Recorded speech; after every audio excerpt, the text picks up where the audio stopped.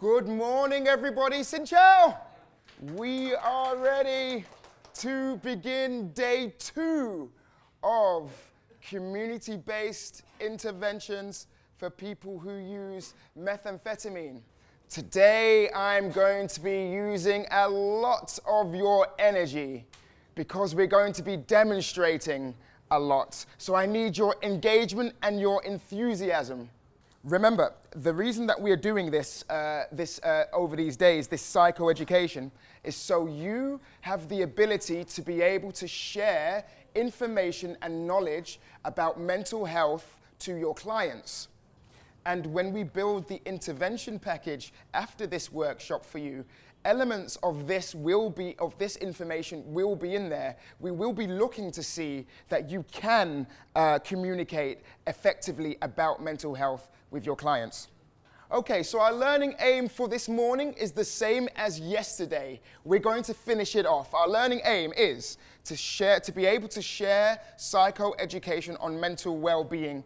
And this is what we're looking at today, the relationship between methamphetamine and well-being with clients. So this one we've done, you've shown me today you've learned. This one we've done, you've shown me today that we've learned. This morning, we are going to look at this third objective. We're going to evaluate the effects of methamphetamine and look into its relationship with mental well-being. And to help me with this, you are going to need one of these. If you've got one of these on your table, take one and take out the cards already. Okay. Green, you're going to wave in the air if you think the following statement is true. If you think the statement is false, red. And if you don't know or you're unsure, white. Are you ready?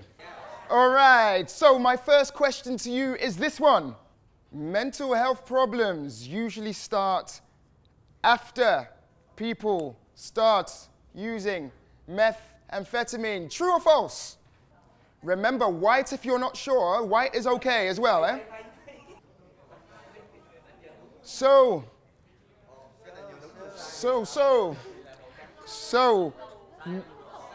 we have majority red in the air.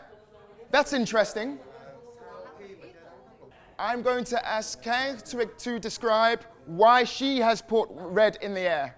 Bởi vì mình nghĩ là người bình thường nếu mà họ có bất kỳ vấn đề gì về thể chất hay là về tinh thần thì họ đều có vấn đề về sức khỏe tâm thần mà đâu có phải là họ cứ sử dụng các chất kích thích thì họ mới có vấn đề sức khỏe tâm thần đâu. Yes. Okay. Thank you for your answer. Thank you. And I'd like to ask somebody who held green in the air. Zhang, you held green in the air. Nếu như mà với một người có sức khỏe tâm thần ấy, thường là những người đấy là khi chơi ấy, thì là họ sẽ mất ngủ. Khi mà mất ngủ rồi thì họ cũng có vấn đề về sức khỏe tâm thần. Không ăn không ngủ được ấy ạ. Là khi họ chơi bắt đầu chơi ấy, là không ấy. Còn những người mà có vấn đề về sức khỏe tâm thần trước đấy rồi thì họ cũng có thể là họ nghĩ đến và họ sẽ sử dụng ma túy. Thank you, thank you, thank you. Okay, so I also saw some white cards in the air as well. Let me show you. Well, actually, this is what everybody tends to think the process is.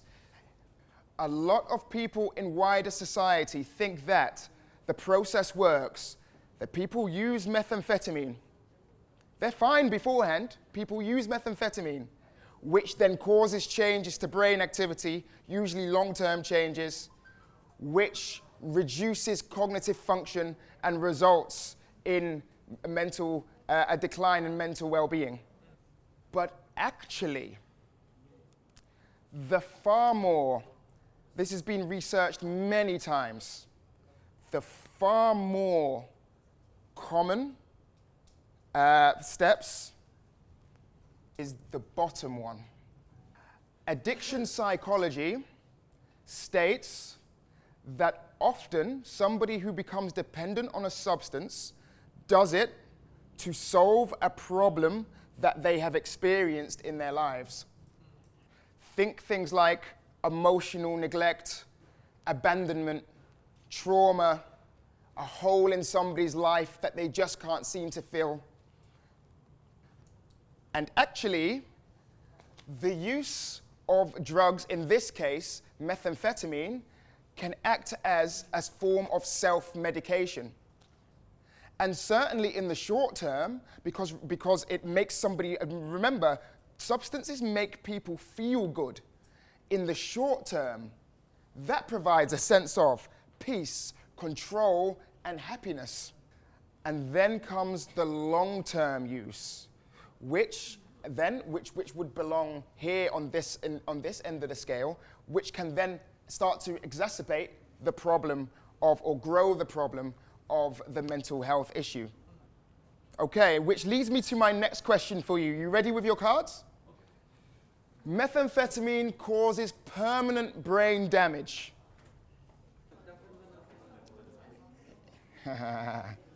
Interesting. Okay, I'm seeing a mix of red, I'm seeing a mix of white and green as well.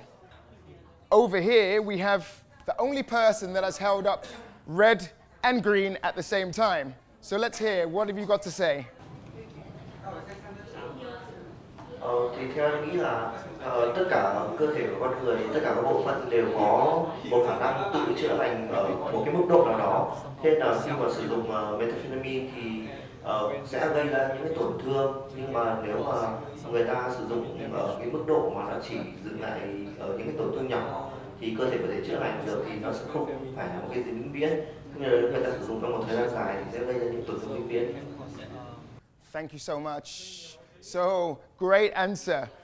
Red and white together, perfect. Let's see somebody who held up green. Theo em thì cái câu này thì cái này đúng đúng không? Đúng. Vì hình như lần trước có học với cô Hiên thì bảo là không biết em có nhớ sai không, có nhớ nhầm không, nhưng mà một khi đã sử dụng ma túy đá nó sẽ tổn thương đến não bộ, mà thường thường kể cả tổn thương nhiều hay ít, nặng hay nhẹ, kể cả nhẹ thôi thì để mà phục hồi được cái chỗ bị tổn thương đó thì như là không thể. Okay, well, this one is a very complex one for a number of reasons. First, there is a lot of propaganda that says that methamphetamine melts the brain and your brain will never be the same again, and it causes incredibly permanent brain damage. And you see all of the photos of people online, the before and after photos of them using meth. This is just not true. It's just not true. But actually, in studies have shown that short-term use of methamphetamine can actually increase brain function. That's because methamphetamine, as we know, we've all been in methamphetamine trainings, we know that methamphetamine can be extremely functional.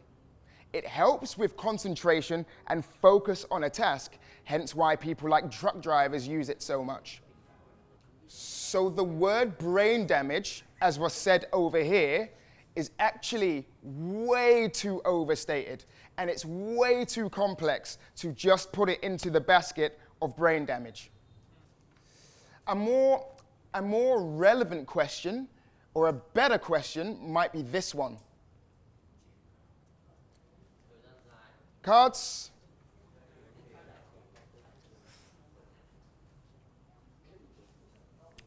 Ooh.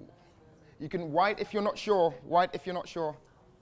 For the first time, we've got what's close to, what's the word? When everyone agrees? I forgot. Yeah, close to 100%. Let's come over to a table that's been quiet so far. Dick, can you tell us, why are you holding up green? Bản thân tôi chọn màu xanh là vì theo những cái kiến thức mà chúng tôi học được ấy, thì cái việc mà sử dụng methamphetamine thì nó có sản sinh ra những cái như kiểu dopamine thứ, thì nó sẽ và sản sinh ra một số những cái chất tự nhiên để cho gọi là cái cơ thể mình như là cái não bộ của mình nó có những cái tạo ra cái điểm hưng phấn và những cái ngoài ra thì nó có những cái tác dụng và có những cái mặt là tích cực và những mặt tiêu cực với cái não bộ con người. Well done, thank you. This one is true, and I'm going to demonstrate this for you in a little bit.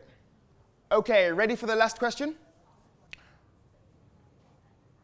Long-term use of methamphetamine can lead to or results in aggressive behavior. Red, white, or green?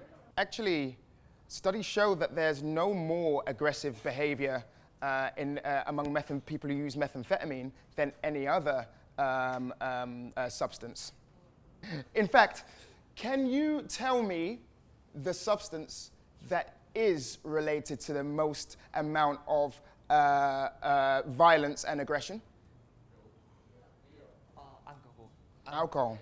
Alcohol, yes. By a long way. By a long way, it's alcohol. As Chang alluded to, a lot of the so-called aggressive behavior that we encounter is because of our misunderstanding of what that behavior means.